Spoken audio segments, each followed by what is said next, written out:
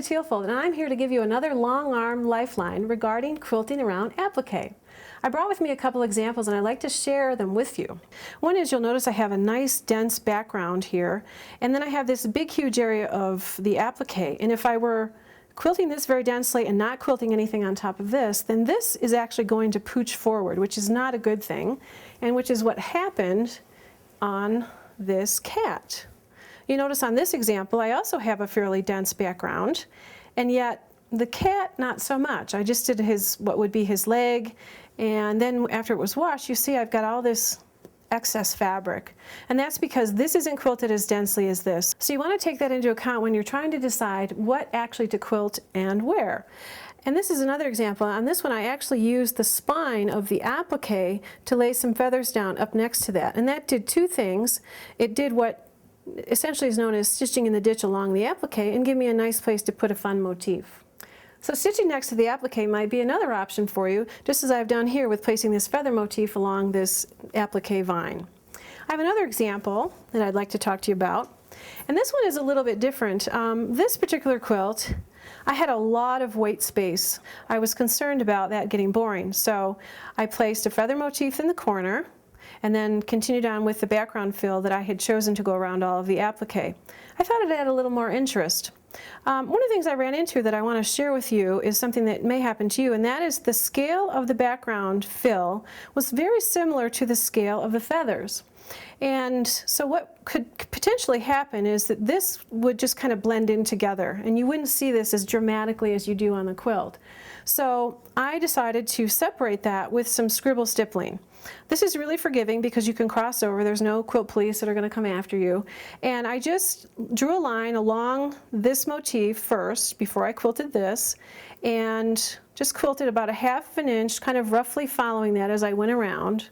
So then after that was all done, I went back in and continued on with my background fill. And you'll notice, just by looking at the quilt, that there is a very, very big difference between this and this. You really see this motif, and this is kind of a nice marriage between the two. Now let's talk about the applique on this quilt.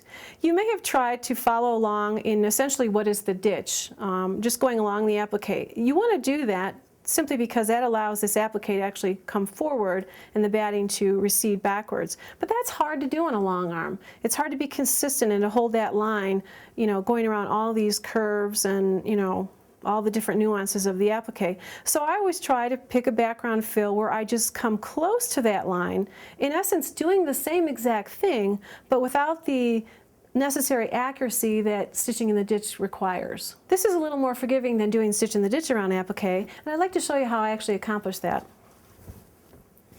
I have a little flower here that's just fused on. It's not stitched down.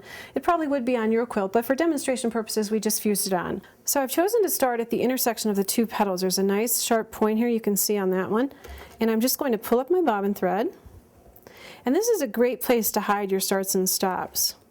So I'm just going to do a few little locking stitches right at that intersection, and then I'm going to start quilting. And my goal is to try and come alongside this edge as closely as I can without actually going on the applique with my background motif.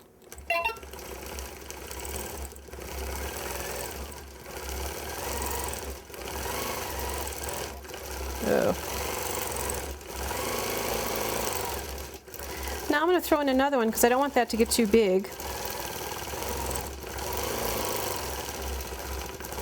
But as you can see, as I work my way along that applique, and you can throw another little one in to start.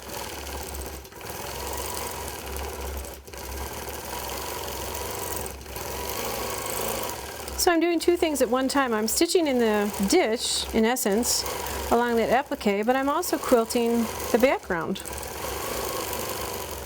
When you get done, because this is going to be rather densely quilted, remember that you want to figure out something to do on top of this flower so that you don't have the pooching like we did on the little kitty cat. So you want to figure out some decorative stitching that you want to do on top of this applique as well. I hope you will find these applique tips useful when you're quilting your next applique quilt.